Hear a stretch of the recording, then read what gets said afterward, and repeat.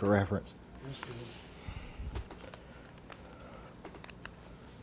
We got an order the other day from the Department of Education for all junior and senior schools. Junior high and senior. 10 seconds, Rob. 10 seconds?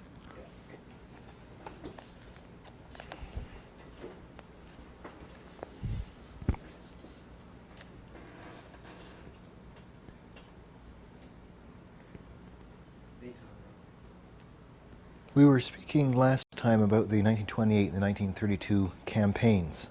So while we're in that period, I wonder if you could give us, even though you've given it elsewhere, I know, before, an account of the 1932 riot that you were involved in, and perhaps something of your feelings about it, being in a situation like that.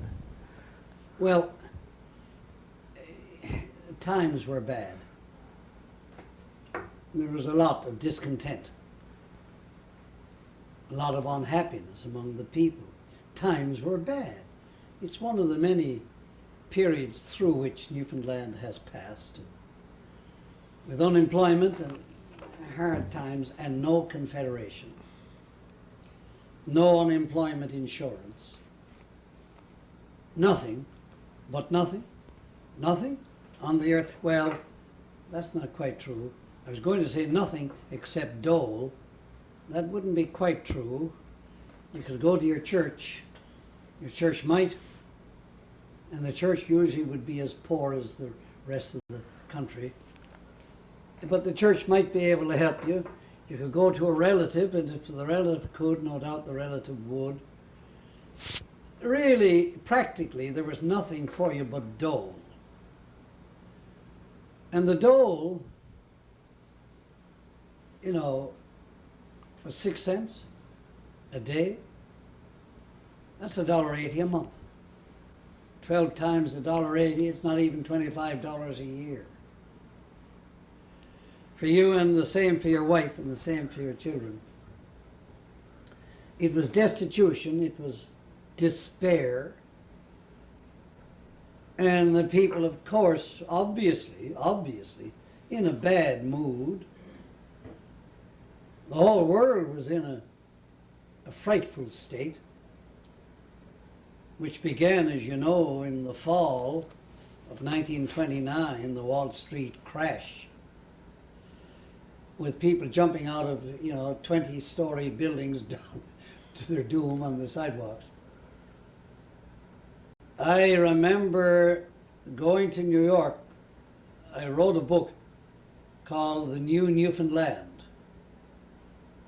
And I took it to Macmillan's, the famous publishers of books in New York. And I remember driving, after delivering the manuscript of the book, driving out of New York. While I was up there, I bought a second-hand car. And my plan was, I couldn't drive a car. I didn't know how to drive a car. And I advertised in one of the New York dailies for a driver who wanted a lift to Montreal. I had to get to Montreal because I had a boat in Montreal, the New Northland, I think, that plied between Montreal and Corner Brook. And I could get a lift down from Corner Brook and bring the car with me on the boat and get to Corner Brook. I was living in Corner Brook at the time. But the problem was to get to Montreal, and I advertised someone who wanted to get to Montreal, I could give him a lift if he would drive the car. And I got someone. And I remember so well, starting off from New York, to go right upstate and then into New England and into Canada, leaving New York, the bread lines, 1 mile long, 1 mile long of people outside in a line, waiting their turns. The line was very slowly edging forward, and when you got to the end of the line, you got a bit of a handout. In the great rich America, the richest land of the earth, of the whole world, the world was in bad condition. It began that fall, 29, with the Wall Street crash, and it spread. It spread all over, and it spread here in Newfoundland, and people were desperate. But do you know something? and you may find this hard to believe, but it is the simple truth. You see, the newspapers had very little circulation. Outside St. John's, virtually none. There were no roads. How could you get your newspapers? The Telegram, the Daily News, the Daily Star, the Evening Herald, or whatever. How could you get them out? You might get them as far as Bay Roberts, Carbonear. But the rest of Newfoundland scarcely ever saw a newspaper. There was no radio. There was no television. And the people were lost in, I was going to say lost in ignorance, but that sounds like you're swearing at them. They were lost in lack of information. They didn't know. They didn't have the facts. You see, that the condition of Newfoundland was the same as around most of the world. And so people were very unhappy and discontented and angry. And a big meeting was called in the Majestic Theatre to protest over things and denouncing the government. I went to that meeting. And I stood up. I was about the middle of the audience, but right in the middle of the hall. And the chairman of the meeting was the famous Eric Bowring, the head of Bowring Brothers. And he was the chairman, and I stood up and began to make a speech and shouting all around me, because I would say that 2/3 or 3/4 of the people of St. John's were dead against the government. And the meeting was attacking the government, you see. And I stood up to expostulate, to protest. And the roaring went all around me. Put them out, throw them out. And others, give them a hearing, let them speak, put them out. And Eric Bowring, a gentleman, if ever there was a gentleman, he was a gentleman. You might agree or disagree with him, but he was a gentleman. And he waved, he said, Beck, he said, come up, meaning come up on the platform. I went up on the platform, and I remember in my opening words, beware of the Greeks when they come bearing gifts. Now you know the reference to that in the classics. Beware of the Greeks when they come bearing gifts. That's the time to watch them, you see. But I didn't say that's the time to watch them. I said, beware of the Greeks. Beware of the merchants when they come offering you their advice. Here was the biggest merchant in Newfoundland, Eric Bowring, was the chairman of the meeting, you see.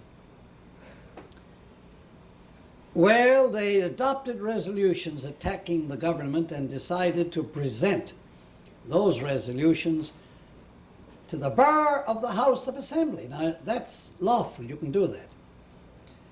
The bar, they put a bar across the main door, when you go inside the chamber of the House of Assembly. You see, there are seats for you to sit in if you're a member of the public. But you can't go inside, you can't go through the door, the gateway, into the actual chamber itself, unless you're a member, you see. And if they're expecting strangers or people who are coming with a petition, for example, you put the bar down. So you can walk into the House of Assembly, go into the chamber, and go right up to the bar and present your petition. You bow, and you say, Mr. Speaker, and you present your petition. Mostly petitions are just sent into the member for the district, and he gets up in the House of Commons or the House of Assembly, and he reads out the petition that he has received, and as in duty bound, your petitioners will ever pray. Every petition has to end with a prayer. And the prayer is, and as in duty bound, your petitioners will ever pray. And then follow the names on the petition, you see. But a petition can be presented in person. We have sent people over from Newfoundland to present petitions to the House of Commons in London. 2 or 3 very famous occasions. We had one group that went over there to present a petition on the French shore question. That's before the French shore question was settled. And others, there have been 2, if not 3, different delegations that went over from Newfoundland to London and walked up to the bar of the House of Commons and presented their petition. So it was decided that night in the Majestic Theatre to take the petition to the House of Assembly the next day. Now what they meant was not, they did not mean that 3 or 4 or half a dozen people would get in a car and drive down to the House of Assembly, the colonial building, and park the car and get out of the car and walk up the steps, the front steps, and go on in and stand at the bar and read the petition. That's not what they had in mind. They had something else in mind, and they said what they had in mind, that tomorrow would be declared a half holiday, and every shop on Water Street would be closed, and the employees would be expected. And they knew what that meant. They were expected to march in the parade. There was to be a parade to the door, the front door, the steps of the House of Assembly, the colonial building. And it was one of the biggest parades at St. John's. Every shop was closed. The employees were out in that march. The only thing they didn't have was brass bands. And they filled the big front yard in front of the House of Assembly, the colonial building, while the delegation marched up the steps and in through the big door, and then turned to the left through another big door, then turned to the right and went in the corridor and in through the main doorway into the chamber, right up to the bar. And they had the bar across, you see. They couldn't go inside on the floor of the house. Well, they read it out, and speeches were started from both sides of the house. That took a little time. Politicians are very often long-winded, and on both sides of the house, speeches were being made. In the meantime, the thousands of people, thousands, who had marched to the colonial building were outside. They began getting impatient. And then she broke loose. Now, the house broke up in confusion. And the members of the house got out of the chamber and they went here and there. A bunch of them, the Prime Minister, Sir Richard Squires, Lady Squires was a member of the house. She was the member for Lewisport District.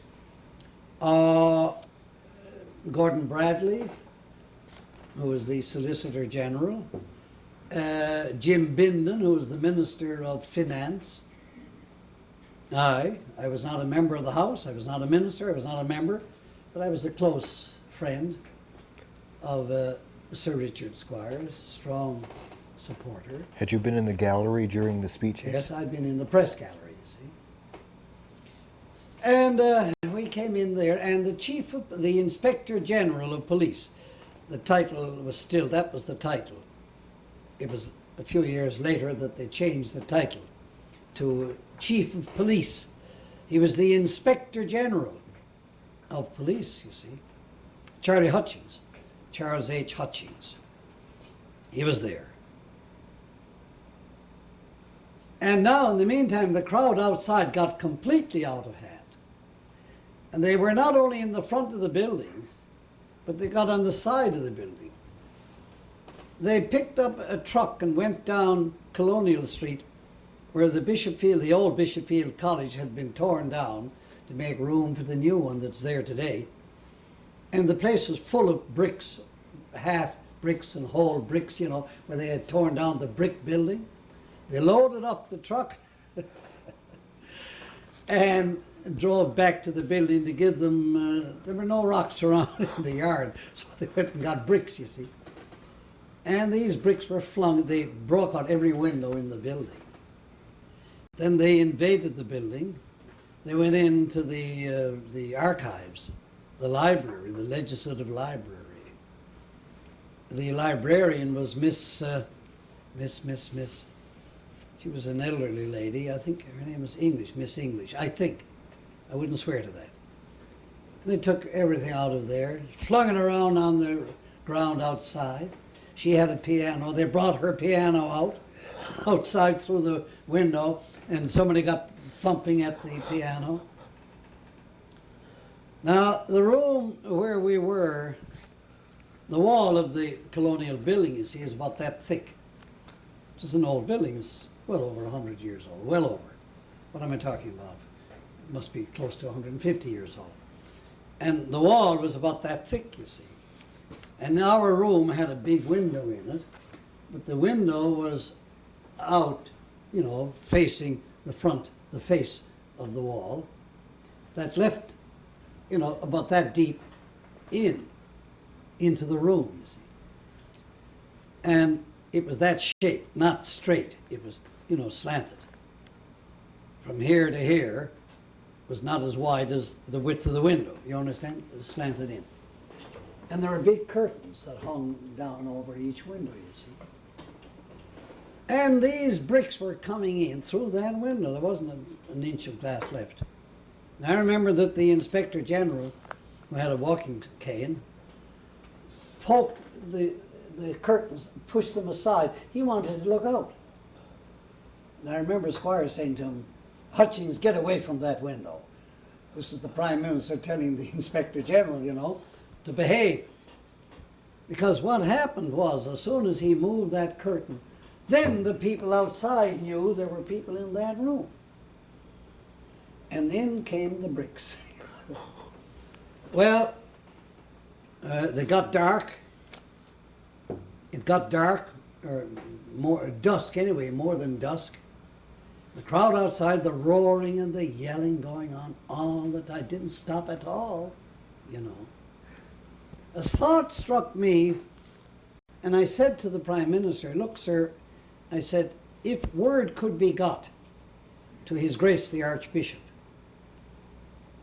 of what's going on, and ask him to start for him to order the bells on the cathedral, you know, the joy bells, to be rung, then everybody of that particular faith, they weren't all of that faith, they were of every faith, every religion, but those of that faith, hearing the bells, you know, would regard the bell ringing as a summons to come to the cathedral." And they thought it was a good idea, but the phone line had been cut. There was no way to get a phone out. The electric lines had been cut. There were no electric lights. We were in that room. And when we'd been there perhaps an hour, getting darker all the time, and the crowd maybe getting more numerous all the time, not less, but more, and the roaring and the shouting and the bawling more and louder all the time, there came a knock on the door into the room. You understand, there's a corridor, and at the end of the corridor is the door into the chamber of the House of Assembly. But going in that, before you came to that door, on the left, there's a door. And that's the door we had gone into. We'd come out of the chamber and in through that door, then bolted the door. And we were in this room right here, which is next, immediately next to the chamber, you see. And the door of the room we were in was a massive door. It must, I think it was oak, but it must have been 3 inches, 4 inches thick. And it had a great brass lock on it. And the key, you know, was a big, massive brass lock. And in addition to that, it had bolt. On the door were two things, and the bolt, and then on the jamb of the door, what would you call it, next to the door? The hinges? No, that's the hinges would be on the other side. On the other side. The opposite side from the hinges, where the lock would be. There were those bolts, those brackets, and the bolt would slip sliding through, into the would slide through across the seam into a socket over there, you see, so that the door could be closed in two ways. Well, you turn the great brass key to lock this huge lock, and then shoot the bolt across. Dead silence. Is there anybody in there? Voice from outside. And this is Emerson. This was Sir Edward Emerson, who later became, did he become Chief Justice? Yes, I think he was Chief Justice of the Supreme Court. He was at that moment a member of the opposition in the House of Assembly. He said, are you there, Sir Richard? If you're there, we've come to rescue you. I've got a group here with me. We'll guarantee to get you out. And Lady Squires, who was a woman of very great determination, Lady Squires said, and somebody said, no, get away, Emerson, go away. And then he knew there were some people in there, you see. He knew he was at the right door. He said, look, he said, if you're in there, Sir Richard, it's getting to look very bad. And we are most eager, most anxious to help you. We'll guarantee to get you out safely. And Lady Squires, who, as I say, was a very determined woman, spoke up. She said, Emerson, it's a bit late for you to be thinking of the Prime Minister's safety, isn't it? And he said, my God, he said, Lady Squires, are you in there too? She says, yes, I'm here, and here I'm staying. And he said, well, we'll take you out first. She said, never. Now, I went over to Sir Richard. I had some influence with him. He knew of my loyalty to him. He knew that I was his friend. And I said, Sir Richard, let them take Lady Squires. Let them take her. I said, you don't know when this building may be in flames. You don't know when you and she and all of us may be here trapped in a burning building. Let them take her out. And he said, yes, you're right. And he spoke up. He said, Emerson, my wife will go with you. When she was unhappy about it, didn't want to go, but she went, shut the bolt open, turned the big brass key, took hold of the knob and opened the door, and she slipped out into the little corridor outside, and they took her off to safety. Back they came in 10 or 15 minutes. And Emerson said again, he said, Sir Richard, we're back. We've got Lady Squires out. Now we'll take you up. We guarantee you your safety. And I said, Sir Richard, go. Go, go. I said, you go, you go, you go. And he did. I'm the one who's... Now, in the meantime, there was a big open fireplace in that room. It was the speaker's room, the speaker's chamber, next to the main chamber of the building, you see. A big open fireplace and the big poker about that long. A massive, heavy iron poker, you know. And that's what I carried with all the time. All the time I was in that room, I had that poker. I might die, but I wasn't going to die, you know, without an attempt. And I said, Sir Richard, go, you go, you go, you go. It's the thing. And he did. He went. He took a cap from somebody, and he hauled it down over his eyes, and he took off his glasses. And when he took off his glasses, his sight wasn't very good. He wouldn't be blind, but he wouldn't see very well. And he poked his glasses down in his breast pocket. They surrounded him, and they took him, he went out through the door, they took him out, turned over here, and came out the front door of the building. Now, if you remember the front of the colonial building, there are steps that go up to the front door. And on that side and on that side, the steps go down. In other words, the front and the two ends. Here was this front yard jammed with people, and the sides jammed with people, you see. They took them out in the group of 4 or 5 of them, or 5 or 6 of them. And they took them out through the front door and down the side steps. Stone steps, you see. And they took them toward Bannerman Road. Bannerman Road runs from Military Road right back to Circular Road. It must be not far from half a mile long. But to get out onto Bannerman Road, there's an iron rail fence right along, enclosing the colonial building grounds, this big iron fence, and a gate, an iron gate, you see. And you'd come down the side steps, and you had 40 or 50 feet, 50 or 60 feet to go to get to that gate. And surrounding him, they kept walking and trying not to attract attention, and they got him to the gate. Unfortunately, the gate had been knocked down, and it was lying flat on the ground, in the side, not out on the sidewalk, but on the ground. And Sir Richard tripped on that gate. And in the confusion, the crowd nearest to him saw who it was.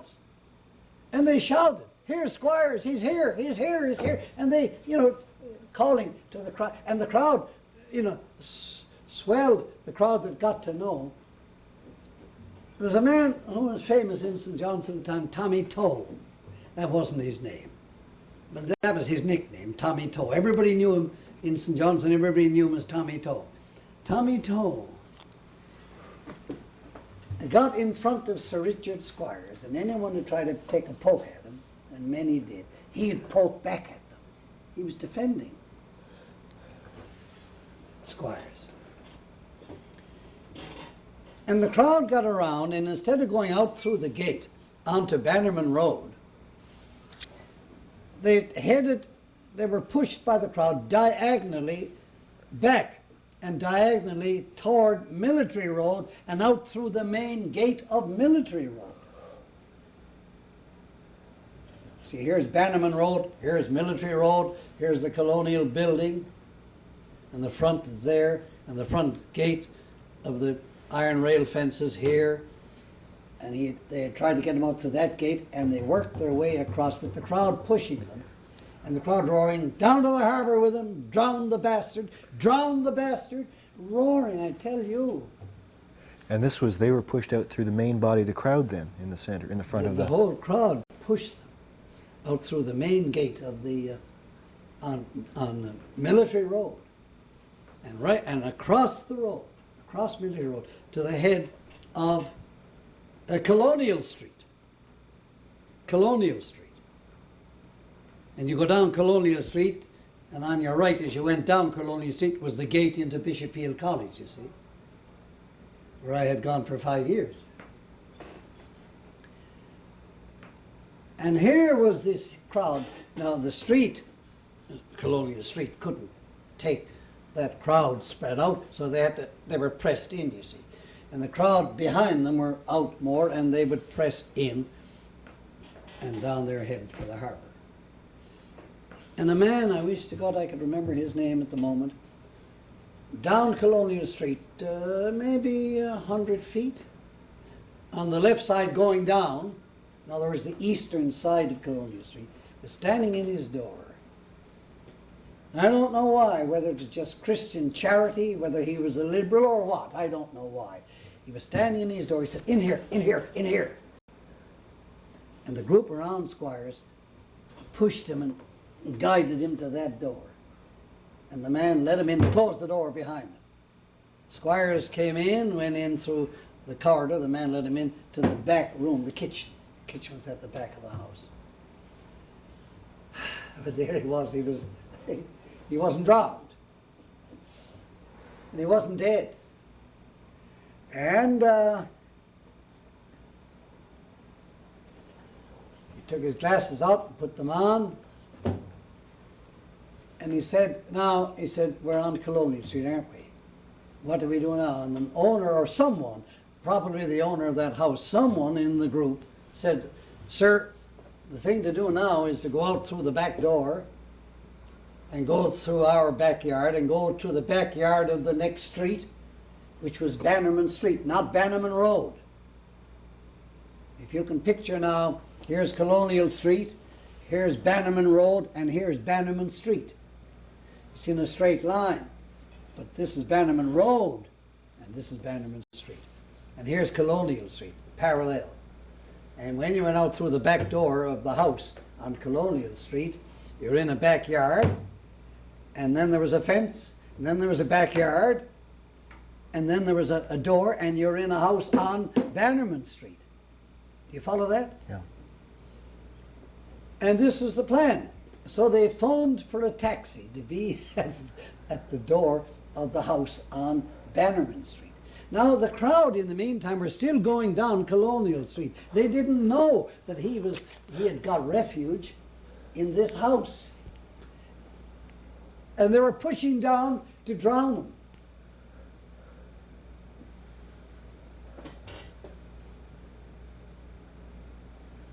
Well, squires went out through the back door. They broke an opening in the fence into the backyard of the house on Colonial Street. Went in through the back door, went out through the front door onto Colonial Street in the car. And he was in at least 2, if not 3 houses that night. One was Ted Godden, the late E.J. Godden, who, by the way, was 90. He was a member of the House of Assembly. He was an Englishman. He came to Newfoundland to work with George Noling on Water Street.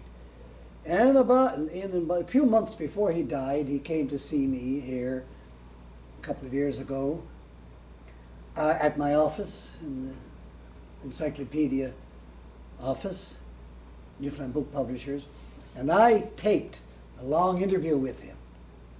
I have it now. We didn't quite finish it, but before he was back to finish it, he died. And he was one of Squires' members of the Liberal Party, member for Trinity Bay. E.J. Godden was one of the leading businessmen of Newfoundland, and Corner Brook. He went to his house for part of that night, and 2, if not 3 different houses. Because, you know, he would have been a fool not to.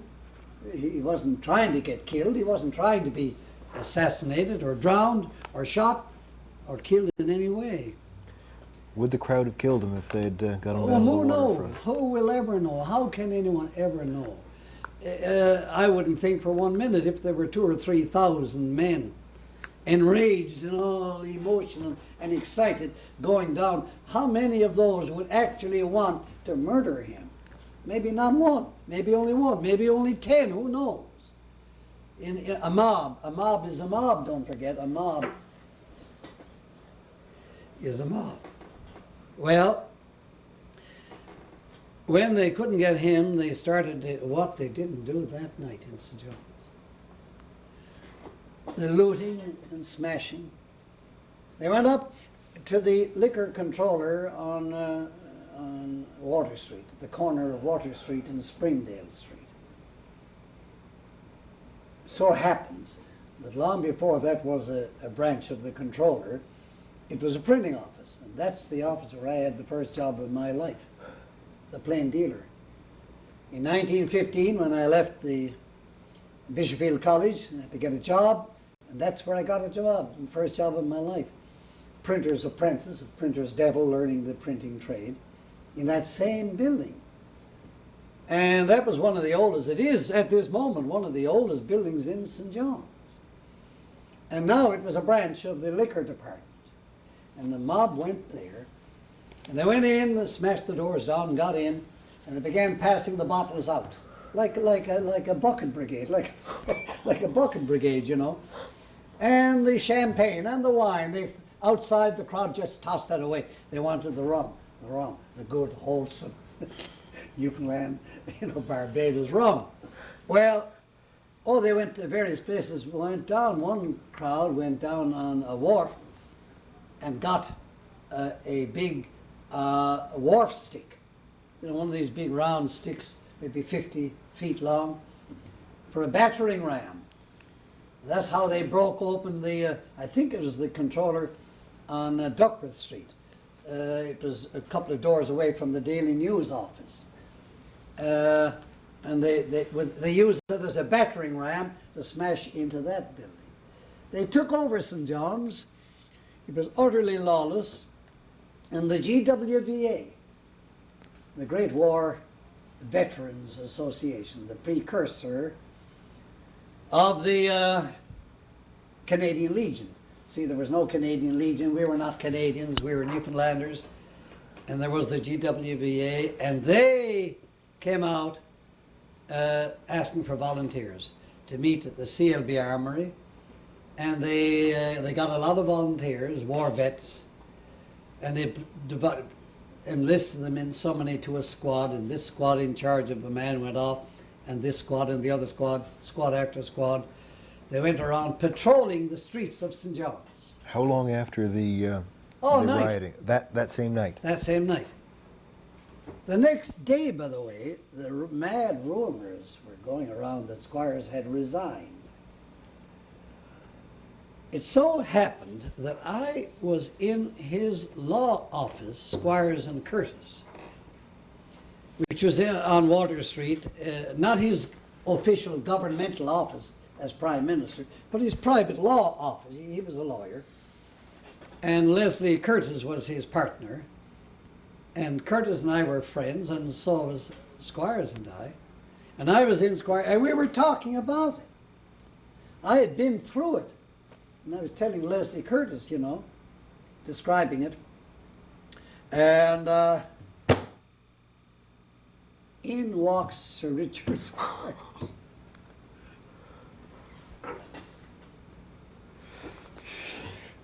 Incredible. And I said, Sir Richard, is it true that you've resigned? He said, no, I haven't. He said, my dead body might. And that was the next day? That was the next morning. And he came back to his own law office. Came to his law office. Now he left his law office. Tom Crossman was his chauffeur, and the car was stopped, and Squires' car and Squires' chauffeur, Tom Crossman, were just about as well known as Squires was. So with Squires' car and Tom Crossman sitting up at the wheel, parked down in the Bank of Nova, on the sidewalk by the Bank of Nova Scotia building on Water Street, you know, people passing by, they knew the Squires must be around somewhere. And I guess Squires realized that. He didn't stop too long. He left, he got aboard the car, and Tom Crossman drove him down Water Street. Where do you think? To the courthouse. That's where the Prime Minister's office was, you see. The present courthouse building. And the entrance was from Water Street, right opposite Baird's Cove. And he got out of the car. Tom Crossman parked in front of the courthouse building. Squires got out, walked up the intervening space across the sidewalk and up to the foot of the steps and up the steps and to the landing and then up another flight and into his office. Now, he didn't stay long. He was doing something, you see. He was attending his offices as usual. He could say, you know, instead of resigning, no, sir, I was on the job, you know. When he came down from his office in the courthouse building, he came down the steps, across the space, across the sidewalk, and as he came across the sidewalk, there must be 70 or 80 men stopped there. They recognized the car. They figured he must be there. And they were right. And when he came, he was walking down bravely, you know. One man leaned, and the pipe in his mouth. He was a great pipe smoker. Here was his pipe. And this man leaves out and just seizes the pipe and hauls it out of his mouth and stuck it in his own mouth. But that's all. No hand was laid on him. Squires just grinned at him, said, "You're welcome." Got aboard the car, and Tom Crossman drove him off. Well, of course, it was a horrible affair, horrible. Squires conducted business for another month or more. He finally got the House closed, prorogued, and got it dissolved, and got a proclamation issued by the governor for the holding of a dissolution of the legislature in the holding of a general election. That was my first election. I organized the election that year. I got a lot of candidates for him. He found terrible difficulty in getting candidates to run. He didn't get the highest quality of candidates, I can tell you. And up to then and long after that, the practice was for the Prime Minister to select the candidates. He would call you in, he would say, Mr. Pitt, I understand your interest in politics. Yes, Prime Minister. Well, I want you to run for Bonavista Bay, and he'd tell you where you were to run. And he'd give you some campaign funds to pay. You had to pay $150 of a nomination fee, and you had to pay your way around the district, and he'd give you that campaign money. He was his own campaign manager and his own campaign treasurer, which got him into serious trouble. It taught me a great lesson that I never learned. I refused to become my own election treasurer. I always had somebody to be the treasurer. Well, nearly all the candidates, not all. Gordon Bradley ran. Sir Albert Walsh ran. Others ran. I didn't need to train them. But a lot of new candidates who were greenhorns, who didn't know much about it, and I had to train each one of them in one after the other. And then when I had them all sent off to their districts, you see, with whatever training and tips I could give them, Squire said, Smallwood, what about you? Aren't you going to run for a district? And I dying to run. Dying. I said, well, sir, if I have a district. He said, of course. How many have we got left? I said, we've got 2 left. All right, he said, I want you to run. I've told you this story before. I want you to run up in Fortune Bay and beat this fellow Mosedale. And I talked him into letting me run in Bonavista Bay. I've already told you the good, solid reasons. They were solid reasons at that time, because politics in Newfoundland, believe me, until I changed it. And if I deserve credit for nothing in Newfoundland, ever, deserve credit for nothing, I do. There's one exception. I deserve credit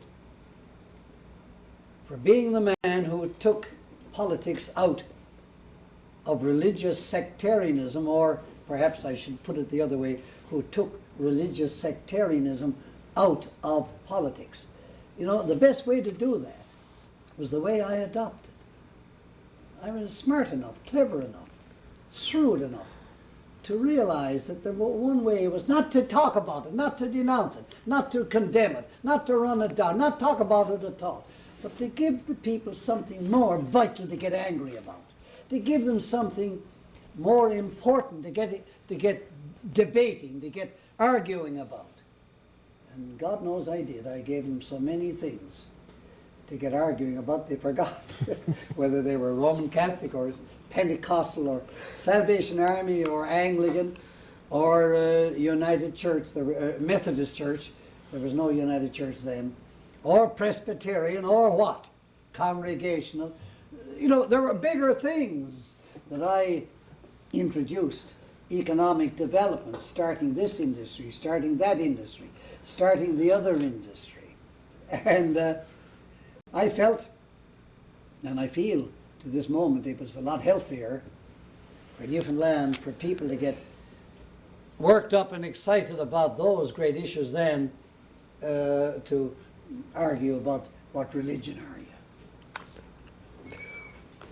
Did the riot, certainly the aftermath of the riot and the subsequent defeat in the 32 election had an effect on Squires, but did the riot itself have a lasting effect on Squires the man? Did it shake him in a way? I can't see how something that traumatic yes, it did. Could not. That was the end of Squires' political career. Because in the election of 1932, he was defeated. Every Liberal candidate was defeated, with the exception of 2 men. Gordon Bradley was elected out in Humber District, which was my district, you see. That's where I had intended to run in 1928. I had worked up a great following, a great strength for myself, and at the last minute, Sir Richard said, Smallwood, I'm going to run in Humber District, and I want you to be my manager. What could I do? I could do what I did, and I did what I could do, which was to say, okay. Well, now, this is 1932, 4 years later. We'd had a great victory in 1928. That was Squires' great comeback after all his trouble. Great comeback. He won the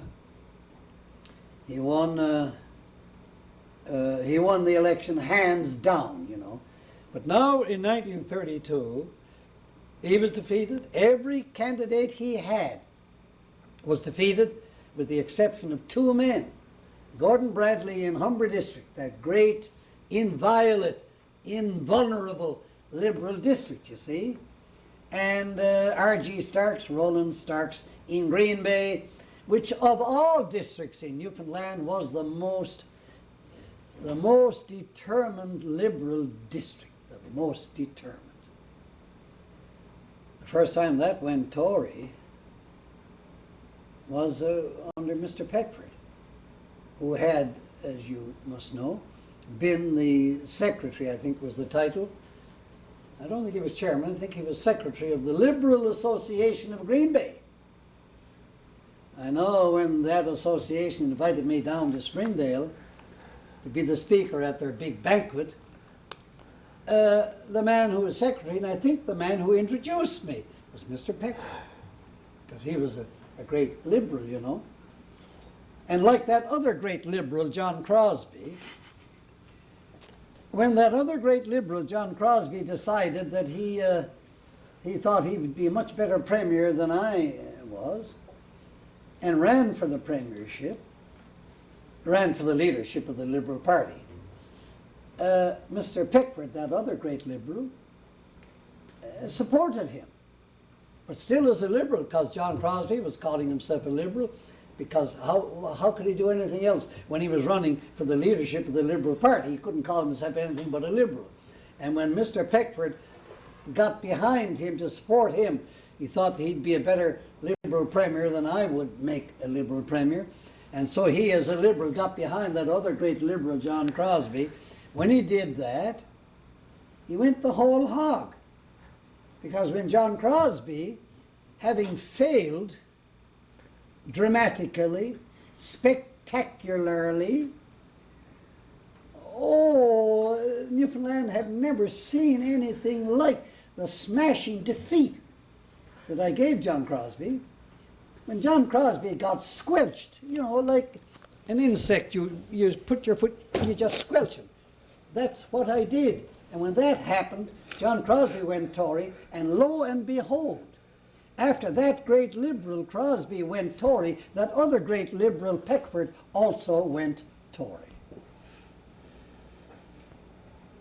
But here today, it'll be a year or 2 or 3 or 10, depending on how long I live, before this will be put on the air. And so it's safe enough for me to say this, to venture a prophecy. John Crosby, who never was a Liberal and never was a Tory, and never was an NDPer, and never was a socialist, and never was a communist, and never was anything except a strong supporter of one man, a man named John Crosby, a very powerful supporter, and who regards loyalty to a party, belief in party principles, party ideology, party philosophy, as the last word in childishness, who thinks the only thing to be taken seriously is your own personal career. When he tried twice to do in his leader, first me and then Joe Clark, and failed at both. If I were in Brian Peckford's shoes today, I'd be a very worried man.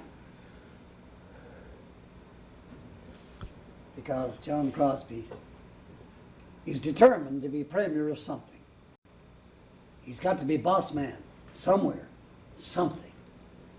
There's not much use he's going to the other 9 provinces, but nobody can stop him running here. I'd be worried if I were Brian Pickford. I think we're pretty close to time right there. Thanks. God knows what, by the time this is aired, he may be president. He may have come down and done, but at least I'll have the